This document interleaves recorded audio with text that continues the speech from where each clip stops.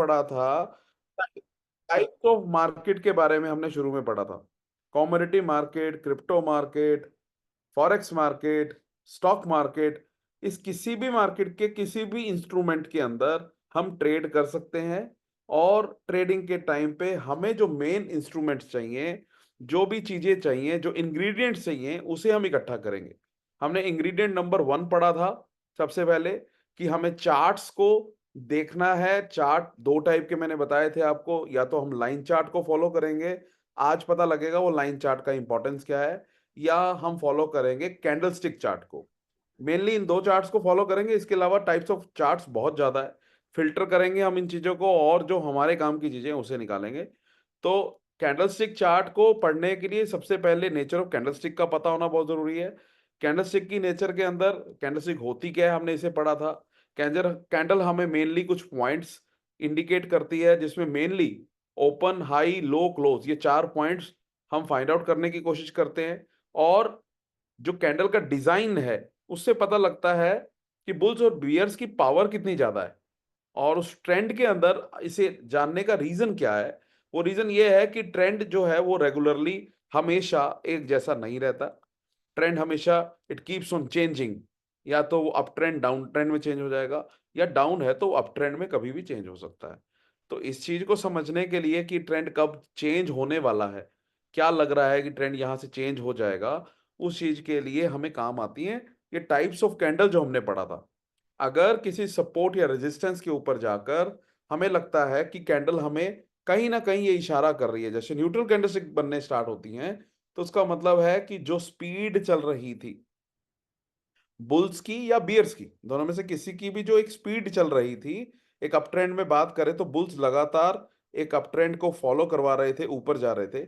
लेकिन एक ऐसी जगह कहीं ना कहीं अगर आ जाती है जहां पर पास्ट के अंदर कोई रेजिस्टेंस है, आज इन सपोर्ट रेजिस्टेंस को हम समझेंगे कि पास्ट के अंदर कोई एक ऐसी रेजिस्टेंस है जहां पर आके फाइनली जो बुल्स हैं वो कहीं ना कहीं आप इस चीज को समझिए कि राउंड अप कर रहे हैं, प्राइस को और आगे नहीं ले जा पा रहे हैं। तो वो पता कैसे लगेगा हमारे को, वो इंडिकेशन मिलेगी हमारे को, ये जो न्यूट्रल कैंडलस्टिक पैटर्न्स बनने स्टार्ट होंगे। और उसको अगर फाइनली हम देखते हैं कि कोई हमारे को इसका फॉलो अप मिलता है, तो हम डेफिनेटली सेल के ट्रेड में बैठ सकते हैं। तो ये मिक्स एंड मैच करके हमें को इंफॉर्मेशन मिलती है, और हम एक अच्छा प्रोपोर्शनेट प्रोबेबिलिटी वाला ट्रेड कर सकते हैं। 100% आपका ट्रेड आपकी तरफ जाएगा ऐसा कभी नहीं होगा। आप अपने माइंड को प्रिपेयर रखिए, क्योंकि ये साइकोलॉजिकल गेम ज्यादा है। कि आपको कभी भी रिवेंज ट्रेडिंग नहीं करनी। रिवेंज ट्रेडिंग क्या होती है कि मार्केट ने अगर आपको हरा दिया का मतलब आपका स्टॉप लॉस हिट हो गया, तो आप डेफिनेटली कहते हैं कि अब मैं मार्केट से जीत के रहूंगा चाहे कुछ भी हो जाए। उस केस में आप बहुत बड़े ट्रांजैक्शंस करने लगते हैं। और डेफिनेटली ऐसे केसेस में क्या होता है, देखा जाता है कि लोग लूज करते हैं अपने अमाउंट को। सो हमें ऐसा कुछ भी नहीं करना। हमें प्रैक्टिकल वे से चलना है, कोई रिवेंज ट्रेडिंग नहीं करनी। मार्केट में ये रेगुलरली होता रहेगा, you will lose the trades, you will win the trades. तो हमें अपना एक क्रिएट करना है, एक जिसे कहते हैं जर्नल क्रिएट करेंगे, हम कागज प्रिपेयर करेंगे, लिखेंगे इस चीज को कि अगर मेरे को कोई ट्रेड मुझे लूज मैंने किया भी है, तो उसके पीछे क्या रीजन रहा, क्या मैंने एथिक्स फॉलो नहीं किए, या फिर अदरवाइज कोई ऐसी चीज हुई, कुछ मैनिपुलेशंस भी होंगी मार्केट में। Manipulation is part of this market structure, उसमें हम कुछ नहीं कर सकते हैं। लेकिन अगर हमने एथिक्स को, रूल्स को फॉलो नहीं किया, तो डेफिनेटली जर्नल हमें बताएगा, जिससे हम नेक्स्ट टाइम उसको फॉलो कर पाए। अब बात आती है कि मैंने आपको अभी बोला था कि जब एक प्राइस ऊपर की तरफ जा रहा है या नीचे की तरफ जा रहा है, ट्रेंड अपने आप को कभी भी चेंज कर सकता है। तो वो चेंज करने के रीजंस क्या बनते हैं, क्योंकि हम बोलते हैं कि टेक्निकल एनालिसिस का मतलब क्या है, कि पास्ट में कुछ ऐसे एक्शंस होते हैं जहां पर हमें लगता है कि प्राइस डेफिनेटली रिएक्ट करेगा। वो क्या होता है, वो सप्लाई एंड डिमांड जोन्स होती हैं। आज उसके बारे में हम पढ़ेंगे। आज जानने की कोशिश करेंगे ये सप्लाई जोन्स और ये सारी चीज होती क्या है। तो सबसे पहले आपको स्क्रीन पे दिख रहा है कि आज का सेकंड हमारा जो चैप्टर है that is support and resistance. मेरी स्क्रीन तो सबको दिख रही है ना? Yes. Okay, thank you very much. आज जो मेन टॉपिक है हमारा, दो इंपॉर्टेंट टॉपिक हैं सबसे ज्यादा। एक तो सपोर्ट एंड रेजिस्टेंस होता क्या है आफ्टर ऑल, और इसके अलावा मूविंग एवरेजेस क्या होती हैं एंड फिबोनाची नंबर्स क्या होते हैं। सबसे पहले हम जानना चाहेंगे कि ये सपोर्ट और रेजिस्टेंस होता क्या है।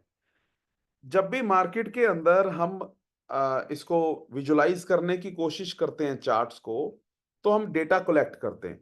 अब डेटा क्या कलेक्ट करते हैं, चार्ट के ऊपर हमें, अगर मेरे को डे चार्ट के ऊपर, जब मैं डे चार्ट बोलूंगा तो डे चार्ट का मतलब क्या है कि कैंडल स्टिक्स जो हम यहाँ सिलेक्ट कर रहे हैं, तो उसका टाइम फ्रेम हमने डे चूज किया है। इसको बहुत बारीकी से समझना कि मैंने जो टाइम फ्रेम चूज किया है, मैंने खुद ने जो चूज किया है वो डे टाइम फ्रेम चूज किया है। तो उसमें होगा क्या, सभी कैंडल्स मुझे एक दिन की कैंडल्स मिलेंगी, उसकी कैंडल की समरी पूरे दिन के अंदर जो उतार चढ़ाव हुआ उसकी समरी क्रिएट करेगी।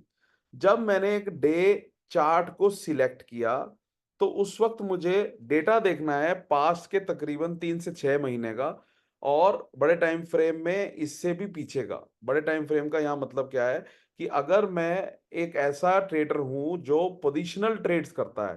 पोजिशनल ट्रेड का यहाँ क्या मतलब होता है, देखिए, अगर मैं ट्रेडिंग के अंदर बात करूं, तो ट्रेडिंग 3 टाइप से होती है मेनली। कुछ ट्रेडर ऐसे होते हैं जिनको कभी भी बार बार आके मार्केट में देखने का ना तो टाइम है, ना वो इतना ज्यादा माइंड लगाना चाहते हैं। They are basically investors. वो क्या करते हैं, अपना डे या वीक चार्ट सामने खोलते हैं, उसके ऊपर अपने डिसीजंस लेते हैं, उसको बोलते हैं पोजिशनल ट्रेडिंग। पोजिशनल ट्रेडिंग का मतलब क्या होता है कि लॉन्ग पोजीशंस बनाना, लंबी लंबी पोजीशंस बनाना, 3 6 महीने, साल, 1.5 साल, 2 साल, 5 साल की पोजीशंस बनाना। ऐसे केसेस में monthly chart, weekly chart and day chart को आपस में जोड़कर वो डिसीजन लेते हैं कि मेरे को बाय करना है। देखिए, डिसीजन हमारे दो ही रहेंगे हमेशा, कि मुझे कोई भी इंस्ट्रूमेंट को बाय करना है या मुझे उस इंस्ट्रूमेंट को शॉर्ट सेल करके पैसा बनाना है।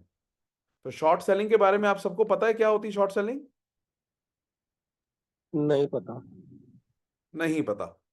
क्या होता है कि जो डिफरेंट टाइप ऑफ मार्केट्स की हम बात कर रहे हैं, तो डिफरेंट टाइप्स ऑफ मार्केट्स में जब स्टॉक मार्केट या फॉरेक्स मार्केट में अगर बहुत बड़ा डिफरेंस देखा जाता है, तो वो शॉर्ट सेलिंग का ही है।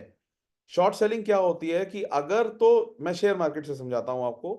किसी भी कंपनी का अगर मेरे पास शेयर है, मैं ऑनर हूं उस शेयर का, और अगर मैंने उसको 100 रुपए में बाय किया है, मुझे लगता है कि प्राइस 150 आ गया और मुझे अपना प्रॉफिट बुक करना है, तो डेफिनेटली मैं उसको सेल कर दूंगा 150 पे, और 50 रुपीज बनेगा मुझे प्रॉफिट।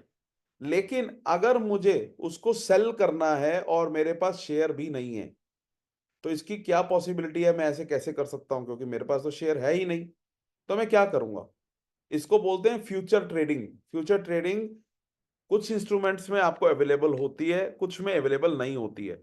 मेनली अगर बात जब फॉरेक्स को लेके आती है, तो पूरा का पूरा फॉरेक्स मार्केट इसी चीज पे खड़ा हुआ है। People get more interested in this market सिर्फ इसलिए क्योंकि वो फ्यूचर में प्ले कर सकते हैं। और फ्यूचर का सिंपल सा मकसद एक होता है कि आप, रादर देन कि उस चीज को पूरी तरह से बाय करें, उसके बजाय उसके कॉन्ट्रैक्ट को बाय कर सकते हैं। कॉन्ट्रैक्ट को बाय करने का यहां मतलब क्या होता है, जैसे कि आज मेरे को, अभी वैसे तो हम ये पूरी फर्दर क्लासेस में पढ़ेंगे, बट मैं आपको एक छोटा सा ग्लिम्स दे देता हूं। जब मेरे को फॉरेक्स के अंदर बाइंग या सेलिंग करनी है, तो मेरे को कंप्लीट का कंप्लीट बाइंग नहीं करनी। कंप्लीट बाइंग का यहाँ क्या मतलब है कि अगर मुझे बात करें हम यूएसडी आईएनआर की, डॉलर आईएनआर का पेयर, क्योंकि फॉरेक्स में सारा काम पेयर पे चलता है। एक करेंसी खरीदने के लिए दूसरी करेंसी हम कितनी दे रहे हैं, क्योंकि हम इंडियंस हैं, तो हमें ज्यादा बेटर समझ में आएगा कि यूएसडी आईएनआर को हम देखते आ रहे हैं, काफी टाइम से, उम्र से देखते आ रहे हैं कि डॉलर का क्या प्राइस चल रहा है, डॉलर का क्या प्राइस चल रहा है। तो डॉलर का प्राइस क्या चल रहा है, इसका मतलब क्या है, इसका मतलब यह है कि $1 को बाय करने के लिए कितने आईएनआर देने पड़ रहे हैं। $1 को बाय करने के लिए कितने आईएनआर देने पड़ रहे हैं, इसको बोलते हैं करेंसी पेयर, यूएसडी आईएनआर। तो ये कितने आईएनआर देने पड़ रहे हैं, आज अगर आप गूगल पे डालेंगे, हो सकता है अप्रोक्सीमेट प्राइस चल रहा है 84। तो 84 रुपीज देने के बाद मुझे एक सिंगल कोट करेंसी बोलते हैं और एक होता है बेस करेंसी। मेरे को कितना डॉलर मिलेगा सिंगल, $1 कितने आईएनआर देने के बाद? 84 आईएनआर देने के बाद। तो 84 आईएनआर देने के बाद मुझे $1 मिला। अब नेक्स्ट चीज क्या आती है? मुझे पता लगा ड्यू टू मेरी नॉलेज, ड्यू टू मेरा फॉरकास्ट जो हम पढ़ने जा रहे हैं, उससे मुझे ये पता लगा कि शायद $84 का जो प्राइस चल रहा है वो डॉलर तेज होने वाला है आने वाले एक हफ्ते या एक महीने के अंदर। तो मैं सिंपली जाकर क्या करूंगा, मुझे डॉलर बाय करना है। अब क्योंकि हम फॉरेक्स में ट्रेड करने जा रहे हैं, तो फॉरेक्स के अंदर जो बेटर पार्ट होता है एक फॉरेक्स ट्रेडर के लिए, एक इंट्राडे ट्रेडर के लिए, दैट इज वॉलेटिलिटी बहुत कम होती है। वॉलेटिलिटी का क्या मतलब? उतार चढ़ाव, ऊपर नीचे जो प्राइसेस जाते हैं उसको बोलते हैं उसकी वॉलेटिलिटी, कितना उतार चढ़ाव एक दिन में होता है। तो वॉलेटिलिटी यहाँ कम होना बहुत अच्छा पार्ट माना जाता है, जिससे आपको लॉसेस के चांसेस बहुत कम हो जाते हैं। अब वॉलेटिलिटी कम का यहाँ क्या मतलब हुआ कि 84 का प्राइस या तो आने वाले एक हफ्ते में 84.20 हो जाएगा, या फिर घट के 83.80 हो जाएगा, या तो 20 पैसे कम हो जाएगा या 15-20 पैसे ऊपर चला जाएगा। हमने इतने से में प्ले करना होता है। अब आप कहेंगे कि अगर मुझे पैसा बनाना है और मुझे डायरेक्शन समझ में आ रही है कि डॉलर का प्राइस 84 से हो सकता है आने वाले एक हफ्ते में हो जाए 84.20, मैं सिंपली क्या करूंगा? मैं सेल करूंगा या बाय करूंगा? मैं डेफिनेटली डॉलर को बाय करूंगा, क्योंकि मुझे लगता है प्राइस ऊपर जाएगा। अगर मैं डॉलर को बाय करूंगा और मुझे $1 से 20 पैसा प्रॉफिट होने की संभावना है, प्रोबेबिलिटी है, तो अगर मैं $1000 बाय करता हूं, क्या आप मुझे बताएंगे मुझे कितने रुपीस का प्रॉफिट होगा? It's a simple maths. आपको ये छोटी छोटी चीजें काम आएंगी आगे। अगर मैं $1000 बाय करता हूं रुपए। और पर डॉलर मुझे 0.20 रुपीस का फायदा होता है, तो मुझे कितना फायदा होगा इन टोटल? 200 रुपए। ₹200, बिल्कुल सही। सर पॉइंट लेकिन पॉइंट 20 क्या? 0.20 मल्टीप्लाई बाय थाउजेंड, $1000, हाँ, $200 हो गए। 200 रुपीस, ठीक है जी। हम्म। अब मुझे फायदा तो हो गया ₹200 का, लेकिन अगर मैंने $1000 बाय किए तो मेरा पैसा लग गया 84 का। अगर मैंने डॉलर बाय किया था तो 84,000 रुपीज लग गए। Am I right in this? Yes sir. बिल्कुल। 84,000 लगा के अगर मुझे ₹200 का बेनिफिट होगा, तो ये कोई बिजनेस नहीं हुआ, क्योंकि इसमें नीचे जाने की भी संभावना रहती है। लॉस भी हो सकता है ₹200 का। तो आप कहेंगे ₹200 वो भी रिस्क में डाल के मैं कमाऊं, वो भी ₹84,000 लगा के, तो ये बिजनेस मेरे काम का नहीं है। बिल्कुल ठीक है आपकी बात। लेकिन फॉरेक्स में इसी चीज के कारण क्या होता है, फॉरेक्स में हम ना कि फिजिकली बाय करते हैं। देखिए, फिजिकली बाय का मतलब क्या, कि मेरे को जाना है किसी भी एक्सचेंज पे, जाना है वेस्टर्न यूनियन पे या कहीं पे भी जाना है, और मेरे को $1000 लेके घर पे रख लेने हैं। जब रेट बढ़ जाएगा मुझे बेच देना है। लेकिन हम यहाँ ये करने नहीं आए हैं। हम यहाँ पर क्या करते हैं, हम कॉन्ट्रैक्ट बाय करते हैं। फॉरेक्स के बारे में स्टेप बाय स्टेप हम सीखेंगे, लेकिन आपको ये जानना बहुत जरूरी है कि फॉरेक्स में हम फिजिकल फॉरेक्स में डील नहीं कर रहे, हम डिजिटली इसके जो प्राइजेज हैं उसके ऊपर ट्रेड करेंगे। तो उसमें हमारे को एक ब्रोकर से सबसे बड़ी फैसिलिटी क्या मिलती है कि हमें मार्जिन मनी देना होता है। एक बार मैं म्यूट कर देता हूं आपको। तो हमें यहां पर पूरे पैसे देने के बजाय मार्जिन मनी देना होता है। अब वो मार्जिन मनी निकलता कैसे है उसको हम फर्दर सीखेंगे, लेकिन मेन चीज क्या है, अगर मैं आपको बोलूं कि आपको 84,000 देने के बजाय अप्रोक्सीमेटली 10 से लेकर 20,000 रुपए, 15,000 रुपए, इतना पैसा ही देना है, या फिर 10,000 रुपया ही देना है, तब जाके अगर आपको मैं कहूं कि आपको ₹200 बनेगा, तो डेफिनेटली ये थोड़ा सा अच्छा बिजनेस हुआ। कई ब्रोकर आपको लेवरेज देते हैं, उधार देते हैं, और मार्जिन इससे भी कम लेते हैं। इन दैट केस अगर मैं आपको बोलूं कि 84,000 के बजाय मुझे सिर्फ 4,000 या 5,000 देना पड़ा, तो डेफिनेटली है कि बहुत अच्छी रेशो बन जाएगी कि 4,000 रुपए लगाकर मैंने 200 रुपए बना लिया। और अगर मैं पूरा महीना काम करता हूं इसी तरीके से और 4,000 रुपए लगाकर मैं पूरे महीने में 1,000 बना लेता हूं, तो ये अप्रोक्सीमेटली 20 से 25% का प्रॉफिट हो गया। कैलकुलेशन समझ पाए आप? हाँ जी। थोड़ी सी आवाज कट रही है, या तो मेरे इशू है या आपके है सर, पता नहीं लग रहा। आवाज कट रही है? हाँ, बीच हल्की बीच हल्की में ब्रेक हो रही। बीच बीच में कट रही है सर, तभी वो कुछ क्वेश्चन समझ नहीं आ पा रहे। कोई बात नहीं, मैं दोबारा एक बार रिपीट करता हूं, इसको ध्यान से समझने की कोशिश करना कि जब मेरे को फिजिकली बाय करना था तो मेरे को पूरे 84,000 रुपीज देने थे, ठीक है। लेकिन फॉरेक्स के अंदर एक ब्रोकर जो होता है वो बेसिकली मुझे लेवरेज देता है। क्या लेवरेज होती है, कैसे होता है, वो बाद में समझेंगे। मेनली क्या होता है कि फॉरेक्स के अंदर इस 84,000 रुपीज वर्थ के डॉलर खरीदने के लिए आपको 4 से 5 हजार रुपया ही जमा करवा के एक कॉन्ट्रैक्ट बाय करना होता है, जिसके अंदर होने वाला प्रॉफिट या लॉस वो आप ही का है। अब मान लीजिए मुझे 200 रुपए का या 300 रुपए का, अब मैं 200 ही मानता हूं, चलो 200 रुपए का मुझे प्रॉफिट हुआ, लेकिन मुझे जो पैसा जमा करवाना पड़ा वो था सिर्फ 4 से 5 हजार रुपया। अब अगर ऐसा करने से, अगर मैं टारगेट एक हफ्ते का भी लेके चल रहा हूं और एक महीने में मैं ऐसे 4 ट्रेड भी लेता हूं, मुझे रोज ट्रेड नहीं लेना, अगर मैं ऐसे क्वालिटी ट्रेड एक पूरे महीने में 4 बार भी लेता हूं और हर ट्रेड में 200 रुपए के आसपास प्रॉफिट बनाता हूं, तो मेरे को प्रॉफिट बनता है 800 रुपया। लेकिन जो मेन चीज है वो ये है कि मैंने वो प्रॉफिट बनाने के लिए सिर्फ अमाउंट जो डिपॉजिट करवाया वो था 4 से 5 हजार रुपया। अगर मैं 4 हजार रुपया या 5 हजार रुपए की यहाँ बात कर रहा हूं, तो मेरे पास जो मैंने प्रॉफिट बनाया वो बन गया, इन परसेंटेज अगर मैं बात करूं तो वो 10 to 20 25% के अप्रोक्सीमेट मैंने प्रॉफिट बना लिया। यस तो सर। ये जाके मुझे समझ में लगा कि इट्स अ गुड बिजनेस। ऐसा करने में एक और फायदा होता है, वो फायदा ये होता है कि हम शॉर्ट सेलिंग भी कर सकते हैं, क्योंकि हम कॉन्ट्रैक्ट बाय कर रहे हैं, फिजिकली नहीं बाय कर रहे। हम बोल रहे हैं ब्रोकर को कि इसमें होने वाला प्रॉफिट या लॉस वो मेरा है, लेकिन मैं आपसे एक कॉन्ट्रैक्ट बाय कर रहा हूं जिसकी मैं आपको मार्जिन मनी देने को रेडी हूं, और मार्जिन मनी मेरा डिपॉजिट करवाने के बाद प्रॉफिट लॉस मेरा होगा। तो इस केस में फॉरेक्स के अंदर क्या होता है, ब्रोकर आपको एक सेट काइंड ऑफ थोड़ी सी आपसे वो परसेंटेज लेता है।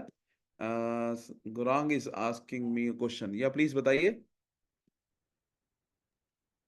सर वो कॉन्ट्रैक्ट क्या होता है, वो समझ नहीं आया।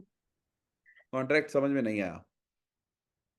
कॉन्ट्रैक्ट ऐसे होता है कि जो आपको फिजिकली चीजें बाय करनी थी उसमें जो मनी इन्वॉल्व होना था वो मनी इन्वॉल्व करता है एक ब्रोकर। बीच में एक ब्रोकर होता है जो आपसे कमीशन लेता है इन सब चीजों को देने की। इस सब चीज को फैसिलिटेट करने के लिए ब्रोकर आपसे एक ब्रोकरेज, एक set kind of commission charge करता है। उस कमीशन के बदले में वो ब्रोकर आपको बोलता है कि आपको प्रॉफिट और लॉस जो भी होगा वो आपको मिलेगा या आपसे मैं लूंगा। अगर लॉस हुआ तो मैं आपसे लूंगा, प्रॉफिट होगा तो आप लेंगे। लेकिन बदले में जो भी बाय करना था, जैसे 84,000 हमारे लगने थे, तो वो 84,000 मैं पे कर दूंगा, आप मेरे को सिर्फ एक मार्जिन मनी दे दीजिए। जैसे 4 या 5,000 कोई ब्रोकर आपको 4,000 में दे देगा, वो कोई 10,000 में देगा, वो सारी चीजें बाद में समझेंगे। मेन इसके कॉन्सेप्ट को समझने की कोशिश करो कि स्टॉक मार्केट में आपको अगर कोई शेयर बाय करना है तो आपको उसका कंप्लीट पैसा देना पड़ेगा। लेकिन फॉरेक्स की ब्यूटी क्या है कि आपको कंप्लीट पैसा नहीं देना पड़ेगा, आपको सिर्फ एक परसेंटेज ऑफ टोटल कॉन्ट्रैक्ट, जैसे कि 84,000 का कॉन्ट्रैक्ट मैंने बाय किया, उसका एक छोटा सा परसेंटेज डिपॉजिट करना है ब्रोकर के पास। ये चीजें आपको लेटर ऑन सारी समझाएंगे, लेकिन अभी के लिए जो मेन चीज आ रही थी वो थी शॉर्ट सेलिंग क्या होती है। क्योंकि आप फिजिकली उस चीज को बाय नहीं कर रहे, आप सिर्फ उसके कॉन्ट्रैक्ट को बाय कर रहे हैं कि आपके और ब्रोकर के बीच में कॉन्ट्रैक्ट हो गया। जैसे हम लोग आपस में कई बार तो होता है ना, दो दो दोस्त मिलके शर्त लगाते हैं कि यार अगर वो ऐसे हुआ तो मैं जीत जाऊंगा, और अगर वैसा हो गया तो तू जीत जाएगा। तो वो जो शर्त लगती है बेसिकली इस बेट को ही बोलते हैं कॉन्ट्रैक्ट। ब्रोकर और आपके बीच में एक कॉन्ट्रैक्ट होता है। ब्रोकर जितने का भी अमाउंट है 84,000, उसके अंदर आप सिर्फ एक मार्जिन मनी लेता है। मार्जिन मनी बहुत छोटी होती है फॉरेक्स के केस में। वो मार्जिन मनी देने के बाद उसमें होने वाला लॉस और प्रॉफिट वो आप ही का है। जो बेसिक नेचर है उसको समझेंगे अभी, फिलहाल हम कंफ्यूज नहीं होंगे, नहीं तो बाकी चैप्टर रह जाएगा। बेसिक नेचर इज, क्योंकि मैं फिजिकली बाय सेल नहीं कर रहा, तो मैं कॉन्ट्रैक्ट सेलिंग का भी ले सकता हूं, चाहे मेरे पास वो चीज है या नहीं है, क्योंकि फिजिकल में नहीं जा रहे हम लोग। मैं कॉन्ट्रैक्ट बाइंग का भी ले सकता हूं, मैं कॉन्ट्रैक्ट सेलिंग का भी ले सकता हूं। अगर मैं सेलिंग का कॉन्ट्रैक्ट लेता हूं तो इसको बोलते हैं शॉर्ट सेलिंग। इस वर्ड को आपने याद रखना है, शॉर्ट सेलिंग। मेरे को लगता है कि यहां से डॉलर का प्राइस नीचे आ रहा है। अब यहां से कोई मतलब नहीं है कि वो डॉलर फिजिकली मेरे पास नहीं है, इसको छोड़ दो। आपने कॉन्ट्रैक्ट बाय किया सेलिंग का, कि मैं बोलता हूं जी, जैसे बेट नहीं लगाते हम लोग, कि यहां से ये नीचे जाएगा मुझे ऐसा लगता है, तो मैं बाइंग के बजाय सेलिंग का कॉन्ट्रैक्ट बाय करूंगा। अब सेलिंग के कॉन्ट्रैक्ट में मेरे को प्रॉफिट तब होगा अगर वो लगातार सच में प्राइस मेरे डायरेक्शन में जा रहा है, दैट इज नीचे जा रहा है प्राइस। लेकिन अगर वो ऑपोजिट डायरेक्शन में जाएगा, कि मैंने बेट किया था कि प्राइस नीचे जाएगा, लेकिन प्राइस मेरे ऑपोजिट डायरेक्शन में यानी कि ऊपर जा रहा है, तो उतना ही मुझे लॉस भी हो सकता है। तो this is called short selling. कि आपके पास चीज नहीं भी है, कोई मैटर नहीं है, आप कौन से वाला कॉन्ट्रैक्ट बाय या सेल, कौन से वाला करना चाहते हैं कॉन्ट्रैक्ट बाय, वो आपके ऊपर है। समझ में आया? थोड़ा हाँ सा कंफ्यूजन होगा, थोड़ा सा कंफ्यूजन डेफिनेटली होगा, नई चीजें आप सबके लिए। लेकिन आपको मेनली ऊपर ऊपर से जो मैं समझाना चाह रहा हूं वो चीज ये है कि दिमाग पे बहुत ज्यादा जोर नहीं डालना। सिंपल टर्म्स के अंदर ये है कि आप दोनों ही चीजों पे बेट कर सकते हैं, बिल्कुल सिंपल वे से, जो कि स्टॉक मार्केट में ये पैटर्न अवेलेबल नहीं होता। होता है बट ये इस तरीके से नहीं होता। तो हम स्टॉक मार्केट के बजाय फॉरेक्स मार्केट जो चूज कर रहे हैं, इसके अंदर कुछ ऐसी चीजें हैं जो हमारे को बहुत बड़े बेनिफिट्स देंगी, जो स्टॉक मार्केट वालों को नहीं मिलते। तो अगर यहाँ पर हमारे में से कोई स्टॉक मार्केट वाला है, तो उसे ये चीज डेफिनेटली समझ आ रही होगी कि मैं किस चीज के बारे में बात कर रहा हूँ। तो अगर आपको थोड़ा सा इस चीज का आइडिया लग गया तो आगे चलें। हाँ जी चलिए, यस सर। चलिए अब आगे चलते हैं। जो मेन पार्ट था वो ये था कि कभी भी किसी भी, हम इस बात को समझ रहे थे कि अगर मुझे लगता है कि एक ट्रेंड जो है उसका रिवर्सल हो सकता है, एक ट्रेंड एक लेवल पे जाने के बाद, अपने पीक लेवल पे जाने के बाद यहां से रिवर्स, रिवर्स का मतलब ऊपर जा रहा था ट्रेंड, यहां से वापसी कर सकता है, नीचे गिर सकता है। तो मैं उस एरिया में जाके क्या करूंगा, सिंपली जाके बेट करूंगा सेलिंग के ऊपर। मैं एक बियर बन जाऊंगा। तो मुझे हमेशा एक हैट डालना है अपने सिर पे, एक कैप, एक हैट डालनी है। वो हैट कौन सी डालनी है? वो जो ट्रेंड चल रहा है, मान लीजिए बुल्स का ट्रेंड चल रहा है, तो मुझे भी उनके साथ बुल बन जाना है। अगर मुझे लगता है ये ट्रेंड बियर्स का चल रहा है, तो मुझे भी उनके साथ बियर बन जाना है। बियर का मेन चीज क्या होती है? बियर क्या करते हैं? बियर सेलिंग करते हैं, सेल करके पैसा बनाते हैं, तो मुझे भी सेलर बन जाना है।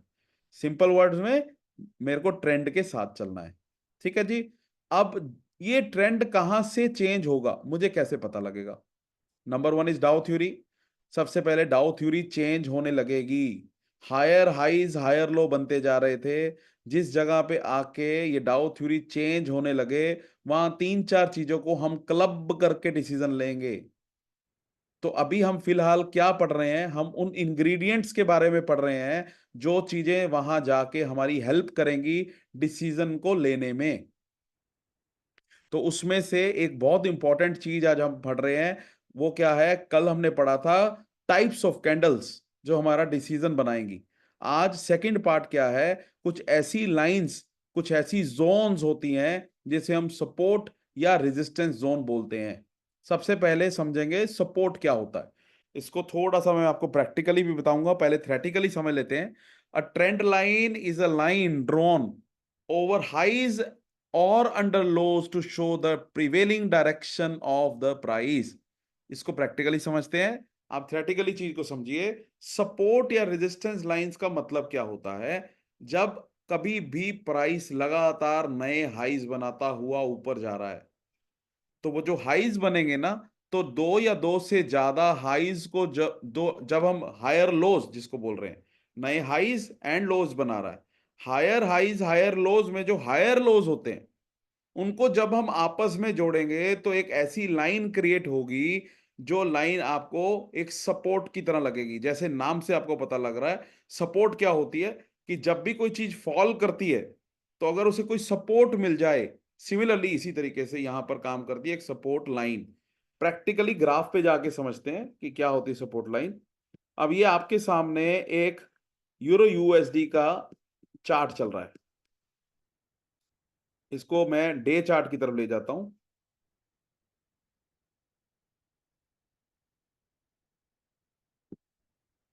यूरो यूएसडी का चार्ट दिख रहा है सबको? Yes sir. अब ये यूरो यूएसडी का चार्ट है। हमने इससे पहले क्या पढ़ा था? हायर हाइज हायर लोस का पढ़ा था। दोबारा से याद करा देता हूं। यहां से यहां तक इसने एक लो क्रिएट किया। लो क्रिएट करने के बाद प्राइस यहां से ऊपर गया और इसने एक लोअर हाई क्रिएट किया। मैं लोअर हाई क्यों बोल रहा हूं? क्योंकि इसके बाद अगला एक लोअर लो बन चुका है, इसलिए ये पिछला लोअर हाई बन गया। अब वंस अगेन लोअर लो के बाद ये लोअर हाई क्रिएट हुआ, लेकिन यहां पर बना हायर लो। हायर लो, क्योंकि ये जो लो बना है ये पिछले लो से ऊपर बना है। ये हायर लो कहीं ना कहीं इंडिकेट क्या कर रहा है कि प्राइस और फॉल नहीं हो रहा और नया लो नहीं क्रिएट कर रहा। तो डेफिनेटली ये क्या है? Change in direction. अभी कंफर्मेशन कब होगी? जब एक हायर हाई भी क्रिएट हो जाएगा, जो कि क्रिएट हो गया पिछले हाई से ऊपर। हायर हाई जैसे ही क्रिएट हुआ तो डायरेक्शन चेंज हो गई कि नहीं? यहाँ पर हायर हाई हायर लो बनने स्टार्ट हो चुके हैं। हायर हाई हायर लो बनने के बाद वंस अगेन मैंने क्या कहा था, एक ट्रेंड हमेशा सेम नहीं रहेगा, it will keep on changing. दोबारा से यहाँ पर ट्रेंड चेंज हुआ, हायर लो क्रिएट हुआ, लेकिन नया हायर हाई क्रिएट नहीं हो पाया। वंस अगेन क्या डायरेक्शन मिली हमें? एक ऐसी डायरेक्शन मिली जिसमें लगता है कि प्राइस इससे ऊपर नहीं जा पा रहा। अब नहीं जा पा रहा तो डेफिनेटली एक चेंज ऑफ ट्रेंड आ सकता है, जो कि एक बार फिलहाल इसने कंफर्म कर दिया है, जैसे कि यहाँ लोअर लो बना है। अब लोअर हाई भी अगर बन गया तो ये इस तरीके से नीचे जा सकता है। ये तो हो गई डाउ थ्योरी, डाउ theory and change of trend. लेकिन यहां पर हमें आज जो चीज समझनी है वो क्या है? Support and resistance lines. Support and resistance lines बनती कैसे हैं? दो टाइप की सपोर्ट और रेजिस्टेंस लाइंस को हम समझेंगे। सबसे पहले is horizontal lines. Horizontal lines का मतलब क्या होता है कि जब भी प्राइस नीचे गिरेगा, जब हायर हाइज हायर लोज बन रहे हैं, तो प्राइस जब भी फॉल करेगा तो देखा जाएगा कि ये कहीं ना कहीं सपोर्ट ले रहा है। जैसे ये देखिए, ये मैंने अगर ये लाइन ड्रॉ की, दो या दो से ज्यादा बार अगर उस लाइन पे कोई भी चीज टच करती है तो हम उस लाइन को ड्रॉ करके रख लेंगे फॉर फ्यूचर इंस्टेंस। क्यों करके रख लेंगे? जैसे कि अगर मैं बात करूं, सबसे पहली चीज आपने क्या समझना है कि इसको ड्रॉ कैसे किया जाता है। अब फाइनली वो स्टेज आ गई है जिसमें हमें ड्राइंग करनी है। ड्राइंग भी क्या करनी है? हमें इन हाइज और लोज को जोड़ना है आपस में, ताकि हमें आगे के लिए हेल्प मिल सके। अभी मैं आपको छोटा सा एक एग्जांपल दिखाता हूं। अगर मान लीजिए ये हमें नहीं पता था कि इससे आगे क्या होगा, मान लो हमें कुछ भी नहीं पता, लेकिन प्राइस अगर फॉल हुआ, हम लगा के बैठे थे इस तरीके से एक लाइन, क्योंकि फर्स्ट टाइम ये यहां टच हुआ, सेकंड टाइम यहां टच हुआ, थर्ड टाइम यहां टच हुआ, फोर्थ टाइम यहां टच हुआ, तो डेफिनेटली ये क्या बन गई?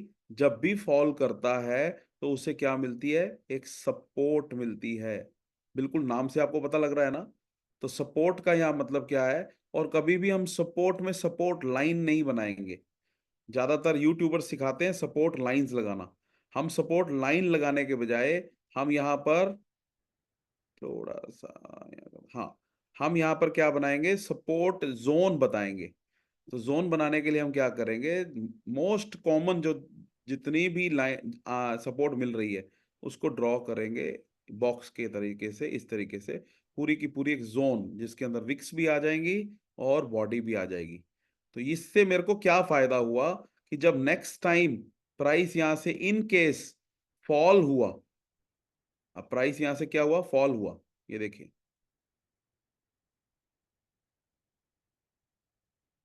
तो फॉल हुआ तो यहां से दोबारा से इसने एक सपोर्ट ली, फिर से प्राइस यहां से सपोर्ट लेके ऊपर जाने लगा वंस अगेन। तो इसका जोन का काम क्या है, इस जोन का काम है कि अगर हम ये जोन पहले बना लेते हैं तो बहुत बड़ी प्रोबेबिलिटी है कि अगर फिर से अगर यहाँ प्राइस आया तो वंस अगेन इस जोन से उसे सपोर्ट मिलेगी।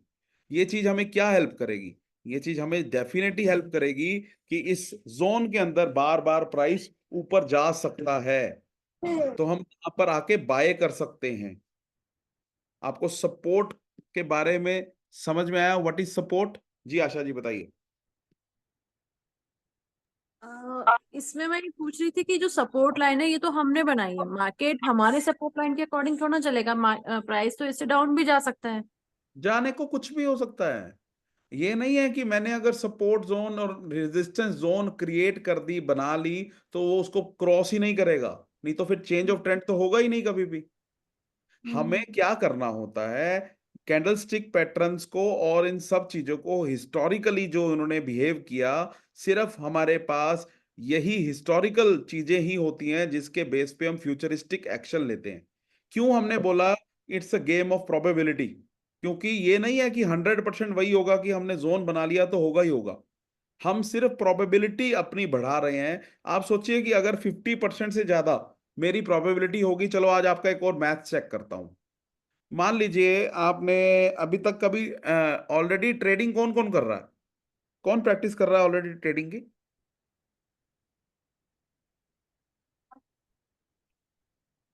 आप में से कोई ऑलरेडी ट्रेडिंग की प्रैक्टिस कर रहा है, मतलब किसी ने पहले ट्रेडिंग की है? Yes sir. तो आप मेरे को बताइए कि जब आपने ट्रेडिंग की तो कितने ट्रेड्स आप लेते हो इन अ डे और इन अ वीक? सर वीक में 2 ट्रेड्स। Very nice. वैसे अमूमन क्या होता है ना, जो नया ट्रेडर आता है उसको सबसे ज्यादा एग्रेशन होता है कि मैं ज्यादा से ज्यादा ट्रेड्स लूं। एक नॉर्मल सी साइकोलॉजी है कि यार मैं सारा दिन फ्री बैठा रहता हूँ, इससे अच्छा चलो ट्रेड ही ले लेते हैं। तो वो क्या कोशिश करते हैं, उनको लगता है ज्यादा प्रॉफिट बनेगा अगर मैं ज्यादा ट्रेड्स लूंगा, हालांकि एक्चुअल में इसके बिल्कुल ऑपोजिट है। ज्यादा ट्रेड्स लेने का मतलब ये नहीं है कि हमें प्रॉफिट ज्यादा बनेगा, रादर लॉस के चांसेस ज्यादा हो जाते हैं। एक एग्जांपल लेते हैं, अगर पूरे महीने में जैसे अभी आपने बताया कि आप 2 ट्रेड लेते हो हफ्ते में, इसका मतलब क्या होगा, 8 से 10 ट्रेड महीने में हो गए। Yes sir. अब एक मैथ्स मुझे बताइएगा, आशा जी आप भी बताइएगा मुझे, अगर पूरे महीने में मैं 10 ट्रेड लेता हूं क्वालिटी ट्रेड्स, अगर 10 ट्रेड की मैं बात कर रहा हूं वो क्वालिटी ट्रेड्स होंगे, मतलब मैं हायर टाइम फ्रेम्स पे ट्रेड लूंगा, ठीक है? तो अगर उन 10 ट्रेड में से आप बिल्कुल एक न्यूबीज हो, आपको ज्यादा नहीं करना आता या करना ही नहीं आता, तो आप जैसे सिक्का उछालते हैं ना उस तरीके से प्रोबेबिलिटी में गेम प्ले कर रहे हो कि चलो बाय करके देखते हैं, चलो सेल करके देखते हैं। लेकिन अगर आपने क्या किया, सिर्फ एक एथिक फॉलो किया कि अगर मेरे को लॉस होगा तो मैं डेफिनेटली 1 रुपए का लॉस ले लूंगी, और अगर मेरे को प्रॉफिट होगा तो मैं मिनिमम 2 रुपए का प्रॉफिट लूंगी। अगर मुझे लॉस हुआ, इसमें स्टॉप लॉस भी होता है ना, वो स्टॉप लॉस भी समझेंगे हम कैसे होता है।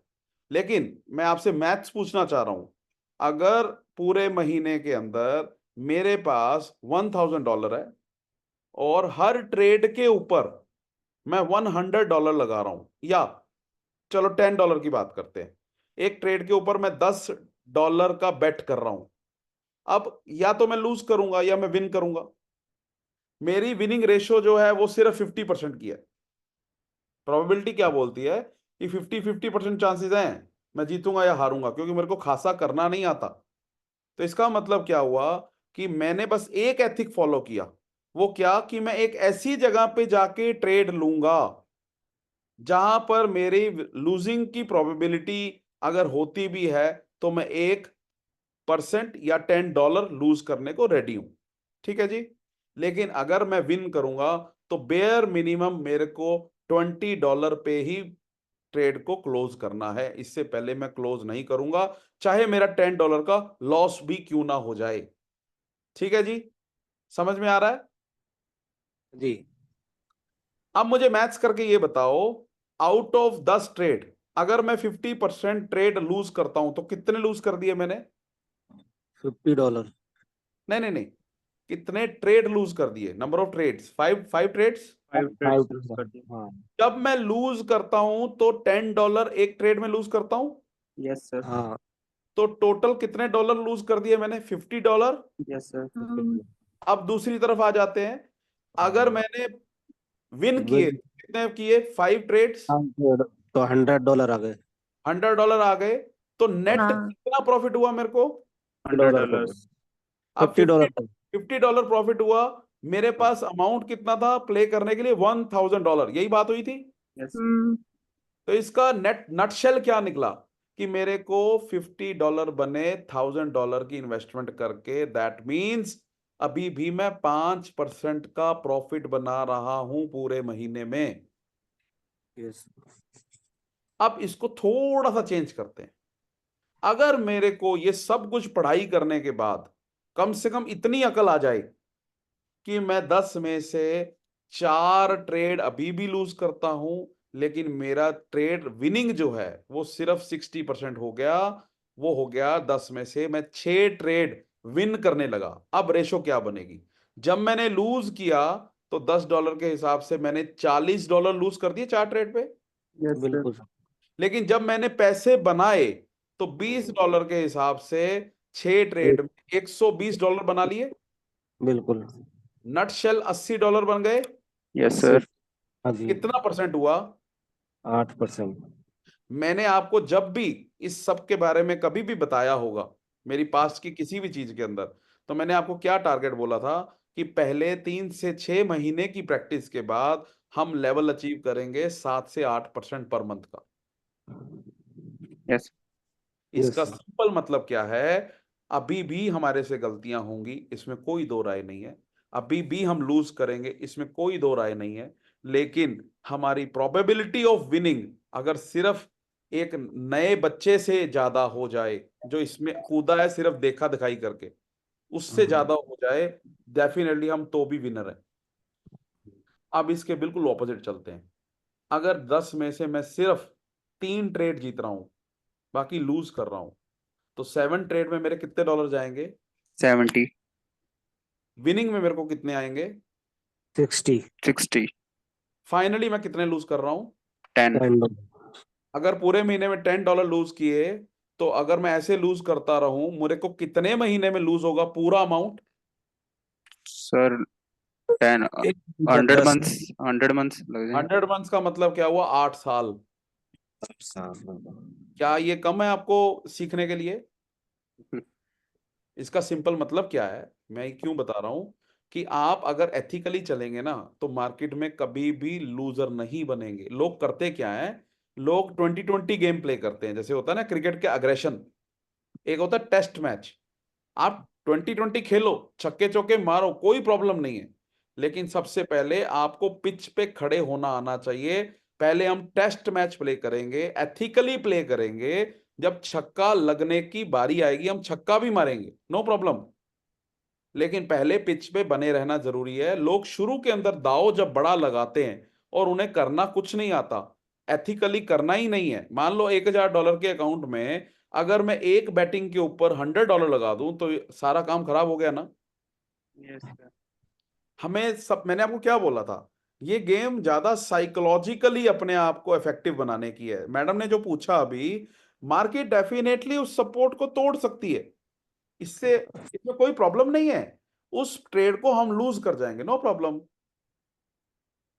क्योंकि अभी इस ट्रेड की मैं बात करूं, ये वाले ट्रेड की, तो इस ट्रेड में आप विन कर चुके हैं कहीं ना कहीं। 1:2 की रेशो की बात कर रहे हैं हम। यस सर, विन करते हैं। अगर मैं यहां बाय कर लेता, अगर, चलो मैं छोटी सी बात करता हूं, अगर मैं यहां बाय कर लेता तो मैंने यहां पोजीशन, मान लो इस एरिया में, मैं बॉटम तो नहीं पकड़ पाता, मान लो इस एरिया में अगर मैं बाय कर लेता, ऑपोजिट हो गया, सॉरी, अगर मैं इस एरिया के आसपास बाय कर लेता और मैं अपने स्टॉप लॉस को इसके नीचे रखता, और 1:2 रेशो की अगर बात हुई तो ये सिर्फ यहां तक की बात थी। जैसे ही ये यहां से ऊपर जाता तो यहां पर मेरा प्रॉफिट अगर हिट हो जाता तो मेरे को वही रेशो बनती। मैं 1:2 क्यों बोल रहा हूं? 1:2 जो हमने अभी बात की थी कि अगर मैं लूज करूंगा तो $10 लूज करूंगा, लेकिन मैं अगर विन करूंगा तो मिनिमम $20 पे ही जाके ट्रेड को छोड़ूंगा। अगर मैं सिर्फ 2-3 एथिक्स को फॉलो करता हूं तो डेफिनेटली पहली एक चीज श्योर करनी जो जरूरी होती है वो क्या? I will not lose my equity.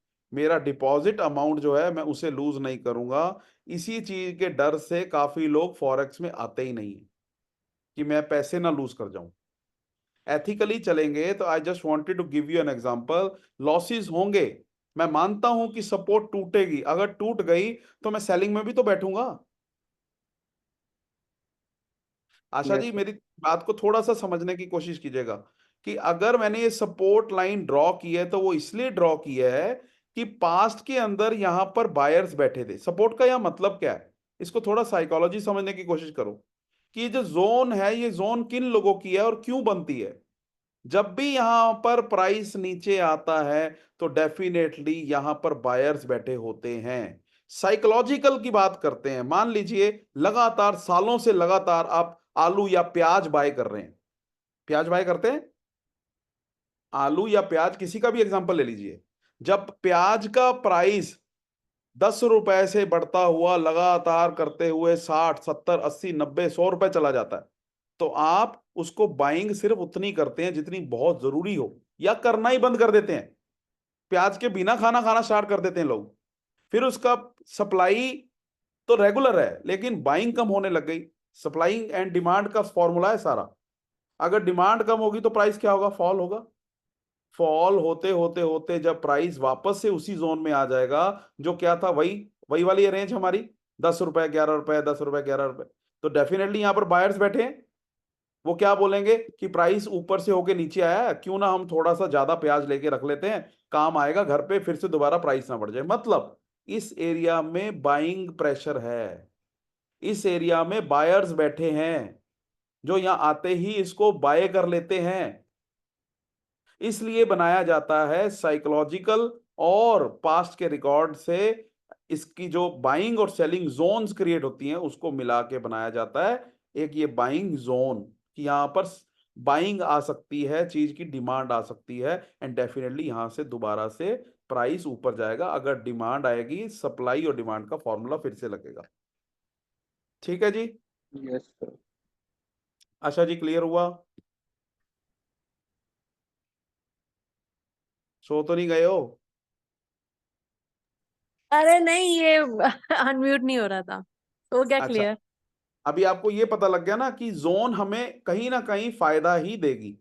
अगर उस जोन को अगर वो जोन टूट जाती है ना, मान लो, और अगर मैं बात करूं, एक छोटा सा हम एग्जांपल भी ले लेते हैं कि ये अगर फाइनली आपकी बात भी पूरी कर देते हैं, यहां पर एक कैंडल क्रिएट होती है।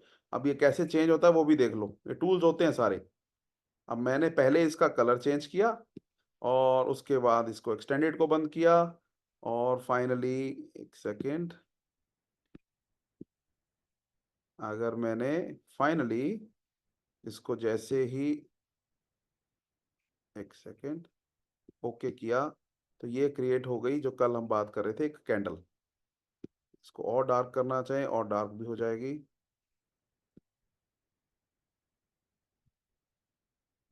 इस तरीके से। अगर आपकी बात माने हम और कहें कि यहां पर एक रेड कैंडल बन गई, रेड कैंडल बनेगी तो ही वो बियर्स हावी होंगे ना, ये बन गई, ठीक है। अब ये कैंडल बन गई तो हम डेफिनेटली क्या समझेंगे कि एक बहुत ही अच्छी सपोर्ट टूट गई। इसका मतलब सेलर इतने हावी हो गए कि जितने बायर्स बैठे थे उनको भी तोड़ दिया, मतलब उस जोन को भी खा गए।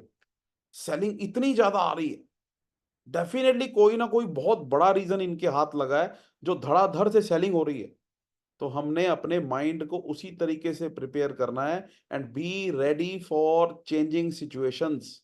अब हम इमोशनली नहीं चलेंगे कि मेरे को बाइंग ही करनी है, हम उसी वक्त अपने बाय का सौदा काटेंगे लॉस के ऊपर, और साथ के साथ इनके साथ स्टार्ट हो जाएंगे सेलिंग के लिए, क्योंकि इस जोन को अगर इस तोड़ दिया इन लोगों ने तो और नीचे लेके जाएंगे, बहुत नीचे तक। ये वैल्यू होती है, ये इसका आज ये जो चैप्टर करने का रीजन ही यही है कि बाइंग और सेलिंग जोन्स जो हम बनाते हैं, जिसको हम सबसे पहले बात कर रहे थे सपोर्ट लाइंस। सपोर्ट लाइन कैसे बनती है? सपोर्ट से, एक ऐसा पॉइंट जहां पर प्राइस ऊपर जाते वक्त बार बार फॉल करते वक्त रुकता है, बार बार फॉल करते वक्त पास आके रुकता है, तो डेफिनेटली उस जोन को हम मार्क करेंगे फ्यूचर के लिए कि आगे देखें इससे आगे क्या होता है। इसके आगे चेक करते हैं कि किस तरीके से प्राइस नीचे आया ही नहीं और प्राइस ने हायर हाईज हायर लोज यहीं से बनाने स्टार्ट कर दिए। देखो 1 मिनट में बार बार भी चेंजिंग करेगा, हमें उसके लिए भी रेडी रहना है। अब ये इस तरीके से चलते हुए प्राइस यहां पर हायर हाईज हायर लोज बना रहा था, फिर लोअर लोज लोअर हाई बनाने लग गया। अब फिर से आया ये अपनी जोन के पास, लेकिन इस बार पहले ही मुड़ गया उससे, और फाइनली अब यूरो इसके आसपास है। इतनी इजी अगर ये गेम होती ना कि आपको बस सिंपली देखा और पैसा बन गया, तो फिर बात ही क्या थी।